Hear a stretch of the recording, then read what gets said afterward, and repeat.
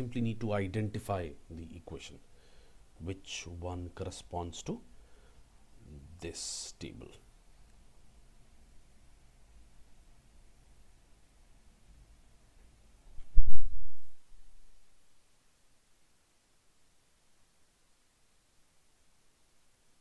Let's evaluate these functions one by one. Answer choice A, t minus 1. So let's put t is equal to 0. Are we getting minus 1? 0 minus 1. Yes, we're getting.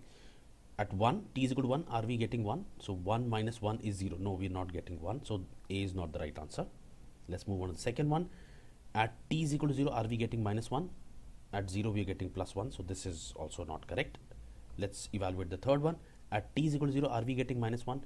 So 0 plus 1, 2 into 0 plus 1 is 0. No, we are not getting minus 1. C is also gone. D should be the correct answer. At 0, we are getting minus 1. Are we? 2 into 0 is 0. Minus 1 is minus 1. Yes. At 1, are we getting 1? 2 into 1 minus 1 is 1. Yes, we are getting that.